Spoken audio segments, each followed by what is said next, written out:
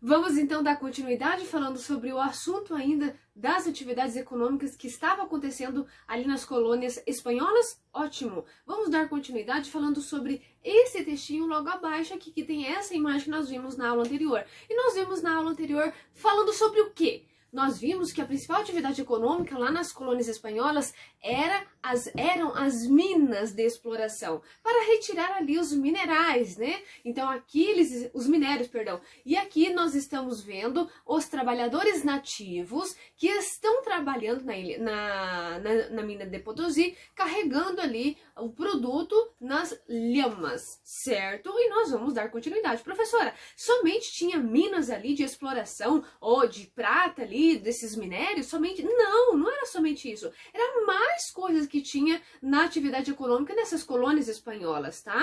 A partir ali de meados ali do século XVII, a produção de açúcar também começou a se destacar. Exatamente, começou a ficar, lucrativa. Por quê? Tinha melaço, tinha o rum, tudo isso era derivados da cana-de-açúcar, tornou-se muito lucrativo. Exatamente. Para quem, professora? Para a coroa espanhola. Ela que estava lucrando sobre isso.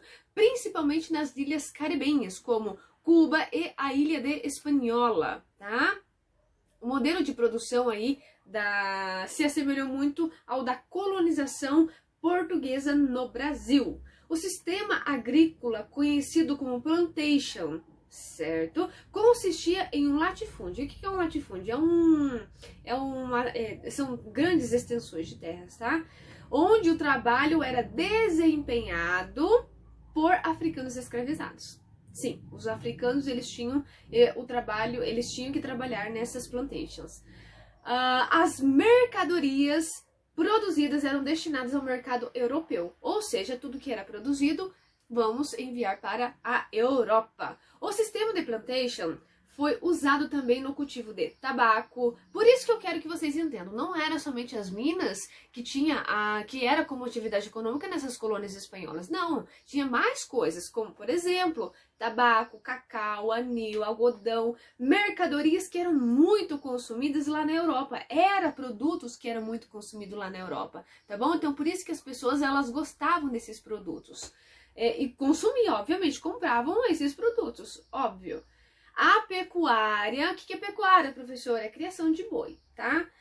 E a agricultura foram desenvolvidas para o abastecimento interno dessas colônias. Como? Batata, ninguém vive de vento, então essas pessoas tinham que se alimentar. Então batata, feijão, milho, vegetais. Esses vegetais eram característicos da região, tá? Então aquilo que conseguia ali produzir, eles produziam. Eram cultivados usando uma combinação de técnicas europeias e conhecimentos indígenas. Então, os europeus, eles se aproveitavam neles, usavam as técnicas e os conhecimentos indígenas para conseguir plantar e conseguir colher, porque eles não sabiam como realmente plantar. Quais são as técnicas para conseguir plantar? E os conhecimentos indígenas eram muito preciosos para conseguir plantar com sucesso e colher esses produtos, né, esses alimentos. Então, realmente, eles usaram muitos conhecimentos indígenas.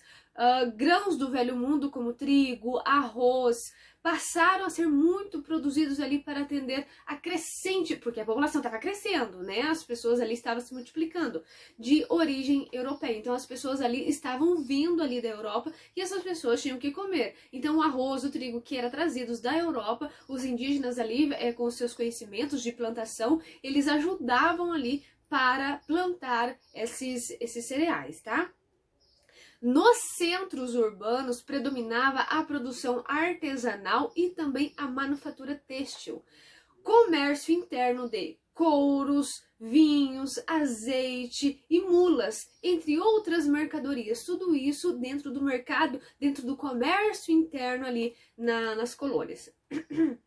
Na próxima aula, nós vamos continuar falando sobre essas colônias espanholas ainda, tá bom? Então, clica lá e volta aqui comigo para a gente continuar falando sobre essa explicação. Nós não terminamos a explicação ainda. Te espero lá, clica lá e volta aqui comigo.